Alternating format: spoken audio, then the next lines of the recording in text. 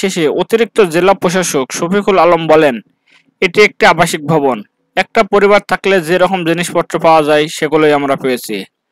রান্নাঘরে চায়ের কাপ, আসবাবপত্র, টিভি এই ধরনের জিনিসপত্র আমরা পেয়েছি। এসবের তালিকা আমরা করেছি। এ সময় এক প্রশ্নের জবাবে তিনি বলেন, এসব আসবাবপত্র সাধারণ মানেরই মনে হয়েছে। সবকিছুই লোকাল প্রোডাক্ট ছিল। টিভি ছিল ওয়ালটনের এবং এসি ছিল ওয়ালটনের। কিছু শোপিস, কিছু বইপত্র পেয়েছি, সোফা সেট ছিল। সাংবাদিকদের প্রবেশ নিষেধ ঢাকার বিষয়ে জানতে চাইলে এডিসি শফিকুল বলেন, নির্ভুলভাবে যাতে তথ্যগুলো আমরা কালেক্ট করতে পারি সেজন্য সাংবাদিকদের প্রবেশ বন্ধ ছিল। তবে এই বাড়িতে থাকা কোনো কিছুই জব্দ করা হবে না জানিয়ে তিনি বলেন, এগুলো আমরা জব্দ করছি না। আদালতের নির্দেশনা অনুযায়ী এখানে কি কি আছে তার তালিকা আমরা আদালতে পেশ করব। জানতে চাইলে দুদকের জেলা কার্যালয়ের উপপরিচালক মইনুল হাসান রওশন বলেন, এই বাড়িতে কি কি পাওয়া গেল তার তালিকা করছি আমরা। এর আগে এই বাড়িতে ডিজিটাল লক থাকায় প্রবেশ করতে পারেনি। আজ ম্যাজিস্ট্রেটের উপস্থিতিতে এই তালা খোলা হয়েছে। এর আগে ক্ষমতার অপব্যবহার করে আইজিপির জাত আয় বহির্ভূত সম্পদ জব্দের নির্দেশ দেন আদালত। আদালতের নির্দেশনা অনুযায়ী গত শনিবার বিকালে বাড়িটিতে অভিযান চালায় জেলা প্রশাসন ও দুদকের সমন্বিত একটি দল। পরে বাড়িটির সামনে কোক বিজ্ঞপ্তি ঝুলে দেওয়া হয়।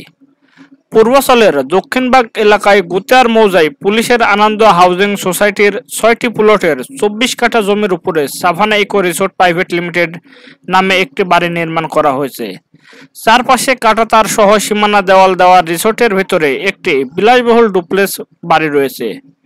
প্রশাসনের সাঁটানো কোক বিজ্ঞপ্তিতে রিসোর্টের মালিক হিসেবে বেনজিরের কন্যা ফারহিন রিস্তা বিনতে বেনজিরের নাম উল্লেখ রয়েছে। স্থানীয়রা জানান, দক্ষিণবাগ এলাকায় একটি হিন্দু পরিবারের কাছ থেকে এই জমিটি আনন্দ হাউজিং সোসাইটি নামে কেনা হয়েছিল। পরে এই জমিতে ডুপ্লেক্স বাড়ি নির্মাণ করা হয়। প্রায় সময় এ বাড়িতে আত্মীয় বন্ধুদের নিয়ে আসতেন বেনজির আহমেদ। তবে গত ৩ মাস যাবৎ কেউ আসেন না বলে জানান বাড়িটি দেখাশোনার দায়িত্বে থাকা রতন মিয়া।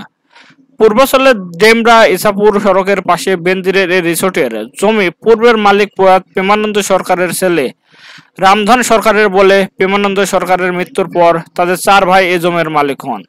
অন্তত ১০ বছর আগে বালু দিয়ে জমিটি ভরাট করে পুলিশের আনন্দ হাউজিং সোসাইটি। পরবর্তীতে ১ কোটি টাকা বিঘা দরে ৫৫% জমি কিনে নেওয়া হয়। রামধন বলেন, আমরা তো জমি বিক্রি করতে চাইনি। বালু ভরাটের সময় বাধা দিছিলাম, কিন্তু তাগলগে কি আর পারা যায়। পরে উপায় না দেখা বিক্রি করে দিছি। ওই জমিতে পরে বাড়ি করেন বেনজির।